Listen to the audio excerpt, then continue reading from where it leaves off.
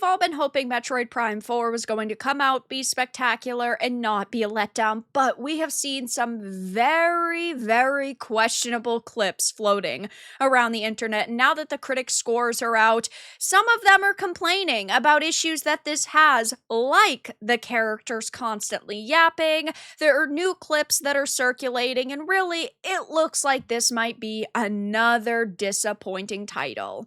I have a few different things to show off, but before I get into the topic, if you enjoy the content I create, check out the links in the description, join the community in my live streams, and consider supporting through Patreon or YouTube memberships. Now, I love Metroid, and I really wanted this game to come out and be good, even with some of the questionable looking graphics. I said, no, no, no, there's still hope, there's still a chance, and then we just kept getting bad clip after bad clip, and now we're only a day away from release, and I will be streaming it to you guys on Thursday at 7 p.m. Eastern so that we can take a look at it together. But I have to say, my hype level has significantly dropped. It really seems like a mix between the modern Zelda games and Halo from 20 years ago. And that's a little bit of a problem for me because, yes, I do understand that the Switch is not the equivalent of a high-end gaming PC. It's not going to have the best graphics. Not every game is going to run at hundreds and hundreds of FPS, but you expect a little bit better on a machine that still cost hundreds of dollars. And one of the major problems people had a few weeks ago were some of the characters, they were described as like tutorial characters, and they were yapping a lot, and they were just leading you to sort of your quest and getting you through the basics. But now we're finding out that that's actually not the case, and there are tons of characters like this throughout the title. So this one clip has blown up over the past day or two where a character basically goes, "Oh my gosh, it's Samus!" Samus? It's really you. I don't even know what to say. Is this a new suit? It's amazing. I love it. I love it so Private. much. Yes, sir. I understand that it's supposed to be the equivalent of like meeting a celebrity, but the way that a character like this is presented is so cringy, it's kind of insane. Didn't realize the writer from Forspoken could still find work. There should be no talking in Metroid, none. Aside from perhaps a simple intro like Super Metroid, these games are about isolation, feeling alone in alien worlds where inhabitants are long gone and the only life forms left are either hostile or indifferent to your presence. We also got this description from a journalist who had released their reviews, and we'll get into all of the reviews in a minute, but they said, first, let's address the elephant in the room, or more accurately, the Miles McKenzie in your earpiece. To purists, the addition of chatty support characters to a Metroid game sounds about as appealing as a Weekend with Everybody 1-2 Switch. However, their presence in Prime 4 in the form of a squad of stranded Federation troopers whom Samus rescues throughout the story isn't an issue by itself, but rather their clumsy implementation within an overall weak story. Miles, as feared from those divisive initial previews, turns out to be the main supporting character in the game. Gracing players with his Jar Jar Binks brand of comedic quips via intercom messages and regular visits throughout the game. The other cast members are also flimsy caricatures, including the equally irritating Armstrong, a Samus fangirl who winces at the bounty hunter's presence and at one point even asks for her autograph, which I think we all found out via the clip that I just showed. Those types of characters are okay in very small quantities because it can be kind of funny when that dialogue is awkwardly placed, but it's only happening maybe 2 to 3 times throughout an experience. But having to deal with a Jar Jar Binks-esque character constantly bothering you really, really is going to infuriate people. It's somber stuff for fans of the more grounded games in the Metroid series, and powers some dated gameplay segments, including escort and protection sequences that result in a game over screen if your AI companions aren't properly protected.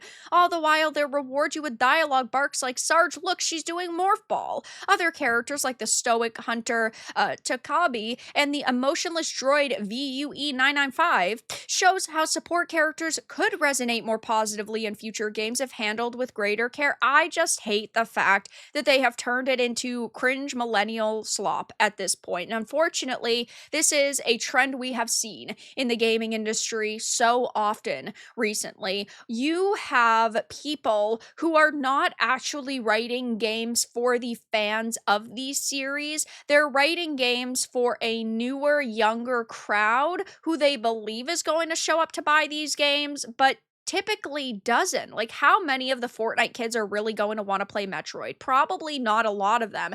And I love Metroid, do not get me wrong. I'm still going to play this. I'm still going to give it a shot, partially because it's my job, but partially because I am a Metroid fan.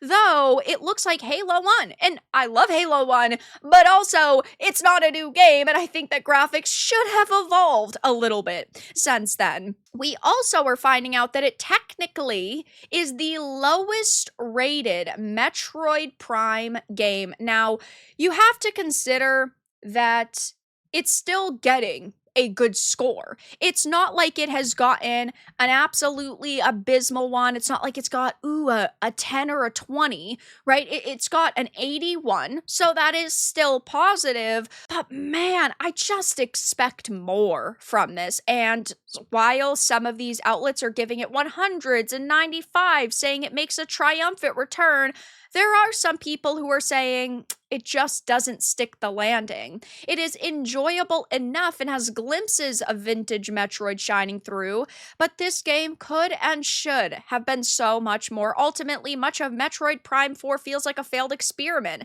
As great as it is to explore the lightning-struck Vault Forge or pick through the haunted remains of the Ice Belt facility, the game's standout moments are buried in drudgery. Prime 4 feels like a game stuck between two worlds. When it's emulating previous entries, Beyond is a blast, with excellent boss battles and some truly gorgeous environments to explore, but this is eventually bogged down by out-of-place additions, awkward storytelling, and overly aggressive hand-holding that spoils the discovery. And I don't trust critics, so we'll have to see what the user scores are, but at the same time, you either seemingly are going to love this game or you are going to hate it. You're either going to think it's amazing and it's a nice fresh entry, or you're going to have some major problems with it. And judging by the reactions to all of these cringeworthy clips on social media, I don't think it's going to be an extremely positive situation. Here is just one of the many, many threads of people saying, I hate millennial writing. It makes characters feel so immature and borderline on the spectrum. I don't even need the sound on to wish ill will on these characters. Why does every millennial writer try to imitate that quirky Marvel style of dialogue? It's obnoxious.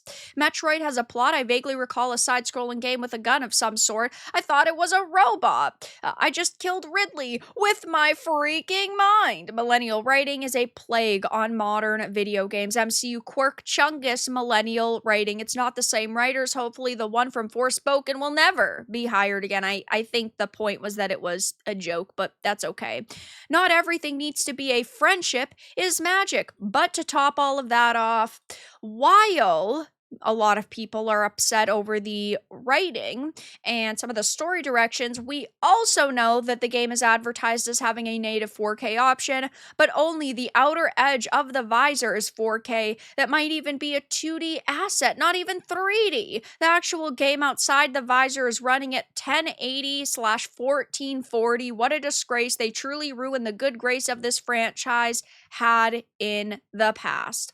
So yes, I'll be keeping my eye on this. I'll be giving it a shot myself. If you're unsure if you want to spend your money, make sure to stop by the live streams of this. But right now, I am definitely not feeling as hyped as I hoped I would be. But that's all that I really had to discuss in this video. Let everyone know your thoughts in the comments below. If you found this important and informative, make sure to give it a like, share it, and subscribe to the channel. And if you didn't, give it a dislike. I appreciate your support either way, but I'll talk to you all again in the next video really soon.